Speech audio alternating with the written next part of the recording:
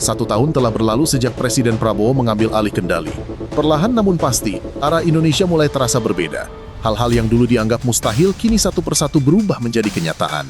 Modernisasi pertahanan tidak lagi sekadar jargon di atas kertas, melainkan sebuah gerakan besar yang nyata dan sedang berjalan. Namun ini bukan hanya soal membeli jet tempur atau kapal perang baru. Ini adalah tentang membangun ulang fondasi kekuatan militer bangsa. Tentang mengubah cara berpikir, memperbarui strategi, dan menanamkan teknologi ke setiap lini pertahanan. Indonesia kini melangkah menuju era baru militer modern, di mana kemandirian dan inovasi menjadi tema utama. Semua ini terjadi di tengah dunia yang semakin bergejolak. Laut Cina Selatan memanas, Indo-Pasifik menegang, batas antara diplomasi dan kekuatan semakin kabur. Maka pertanyaannya kini bukan lagi kapan modernisasi dimulai, melainkan seberapa siap TNI menghadapi babak baru ini. Mari kita mulai dari langit, dari udara, tempat penjaga pertama kedaulatan Indonesia bersiaga, menatap masa depan dengan sayap yang kini semakin diperkuat. Setelah bertahun-tahun bergantung pada armada lawas, TNI Angkatan Udara akhirnya bersiap memiliki taring yang sesungguhnya. Langkah awal yang mengejutkan datang bukan dari barat, melainkan dari timur Cina. Pemerintah berencana mengakuisisi jet tempur Chengdu J-10BD, varian terbaru dari keluarga J-10 yang dikenal cepat dan mematikan. Ini bukan sekedar isu.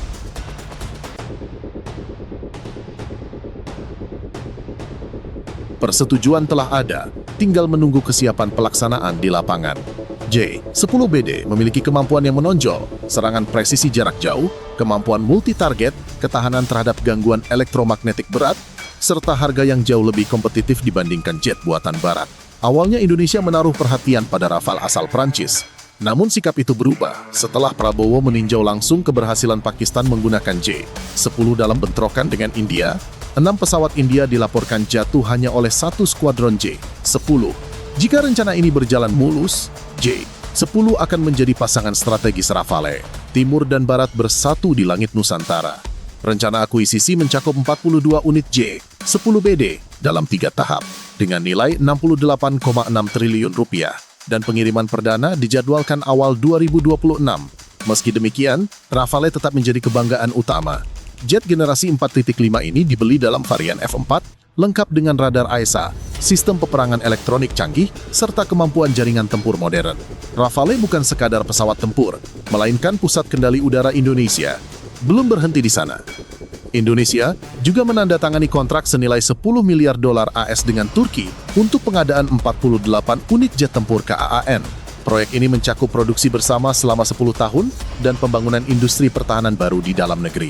Alasannya jelas, KAAN adalah jet generasi kelima berteknologi siluman, mampu melesat hingga Mach 1,8 atau 2.200 km/jam dan nyaris mustahil terdeteksi radar. Daftar kekuatan udara ini ditutup oleh F-15X Second dari Amerika Serikat, hasil kerjasama dengan Boeing. Pembelian 24 unit telah disepakati sejak Agustus 2023. Varian ini adalah yang paling modern dari keluarga F-15, tangguh di segala cuaca, dan mampu membawa persenjataan dalam jumlah besar. Kini, langit Indonesia dijaga oleh 3 kekuatan dunia, J-10 dari timur, Rafale dari barat, dan F-15XX dari Amerika. 3 generasi, 3 filosofi, 1 tujuan, mengembalikan supremasi udara Indonesia. Sementara langit diperkuat, daratan Indonesia pun tak tinggal diam. Modernisasi pertahanan darat melaju cepat. Wilayah darat adalah benteng terbesar sekaligus tulang punggung kekuatan nasional. Tanggal 1 Agustus 2025 menjadi tonggak sejarah. Untuk pertama kalinya di Asia Tenggara, Indonesia resmi mengoperasikan rudal balistik jarak pendek KHAN ITBM 600 buatan Turki. Dipesan sejak 2022, sistem ini kini aktif masuk jajaran persenjataan TNI AD, menandai era baru kekuatan darat Indonesia. KHAN memiliki daya gentar tinggi. Jangkauannya mencapai 80 hingga 280 km dengan hulu ledak 470 kg berdaya hancur besar. Satu kali tembakan mampu melumpuhkan target vital seperti pangkalan udara, gudang amunisi, hingga bunker musuh. Lebih dari sekedar senjata, KHAN adalah simbol bahwa Indonesia mulai menembus ranah teknologi strategis yang sebelumnya hanya dikuasai negara besar. Langkah berikutnya datang dari kerjasama PT Pindad dan FNSS Turki yang melahirkan medium tank Harimau. Dari 18 unit yang diproduksi, 10 dibuat di Turki dan sisanya dirakit langsung di Indonesia. Tank ini dirancang khusus untuk medan tropis ringan namun tangguh, lincah di hutan, mematikan di lahan terbuka. Menariknya, Harimau adalah tank medium pertama di dunia yang dirancang sepenuhnya dari nol, bukan hasil modifikasi model lama. Untuk memperkuat mata di darat, Indonesia juga mengakuisisi 13 radar Ground Control Interception GM403 buatan Thales, Prancis. Radar jarak jauh ini mampu mendeteksi ancaman dari jet tempur, rudal, helikopter, hingga drone. Digunakan oleh 19 negara, kini Indonesia resmi bergabung dalam jajaran penggunanya. Radar-radar ini akan ditempatkan di titik strategis dari ibu kota Nusantara hingga Papua. Dengan kombinasi rudal balistik, tank Harimau, dan radar GM403, Indonesia kini memiliki sistem pertahanan darat yang kuat dan terintegrasi, siap menghadapi ancaman dari segala arah. Namun kekuatan darat saja tidak cukup. Tanpa penguasaan laut, pertahanan Nusantara belum sepenuhnya sempurna. Disinilah babak ketiga transformasi dimulai. Modernisasi pertahanan laut Indonesia memasuki fase baru. Setelah lama bergantung pada armada tua, Indonesia kini resmi membangun 2 kapal selam Scorpène Class, hasil kolaborasi Naval Group Prancis dan PT PAL Indonesia. Dimulai Juli 2025, proyek ini bukan proyek biasa. Varian Scorpène Indonesia menjadi yang pertama di dunia yang sepenuhnya menggunakan baterai lithium-ion, menggantikan sistem diesel elektrik konvensional. Hasilnya, kapal selam yang mampu menyelam lebih lama, bergerak lebih senyap, dan hampir mustahil terdeteksi musuh. Namun gebrakan terbesar justru datang dari dalam negeri.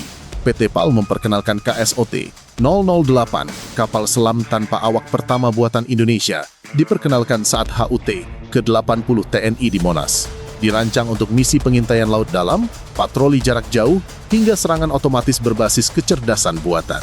Dengan kehadiran KSOT 008, Indonesia resmi memasuki era robotik maritim. Pada September 2025, Indonesia juga menyambut KRI Brawijaya 320, fregat tempur terbesar di kawasan dengan kemampuan perang 4 dimensi. Dilengkapi meriam 127 mm, rudal anti-udara, anti-kapal dan anti-kapal selam, kapal ini menjadi simbol baru supremasi laut Indonesia. Tak lama kemudian, KRI Prabu Siliwangi, fregat modern kedua buatan Fincantieri Italia, akan menyusul memperkuat armada nasional. Untuk pengawasan Natuna, Indonesia kini mengoperasikan drone tempur Anka buatan Turki, menggantikan CH-4 asal Cina. Drone ini mampu terbang 33 jam non-stop dengan kecepatan 163 km/jam, menjalankan misi pengintaian jarak jauh sekaligus serangan presisi. Dengan semua ini, Samudra Nusantara bukan lagi sekadar batas wilayah, melainkan perisai baru tempat kekuatan laut Indonesia berdiri, siap menjaga kedaulatan. Gelombang modernisasi ini memicu 2 arus besar di tengah publik. Di satu sisi, kebanggaan muncul karena untuk pertama kalinya setelah puluhan tahun, Indonesia benar-benar melangkah ke era baru, kekuatan militer modern dari jet siluman, rudal balistik, hingga kapal selam bertenaga lithium-ion. Namun di sisi lain, kritik tak terelakkan. Isu transparansi anggaran, potensi korupsi, dan kesiapan operasional kembali mencuat. Membeli alutsista canggih tidak otomatis menjamin efektivitas. Diperlukan sumber daya manusia terlatih, infrastruktur kuat, dan budaya profesional yang berkelanjutan. Meski demikian, manfaat ekonominya mulai terasa.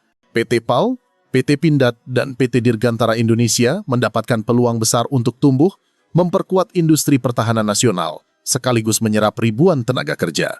Di panggung regional, posisi Indonesia pun mulai bergeser. Di mata ASEAN dan Indo-Pasifik, Indonesia kini dipandang sebagai kekuatan militer utama bukan hanya penjaga stabilitas, tetapi pemain strategis yang mampu menyeimbangkan kekuatan para raksasa dunia.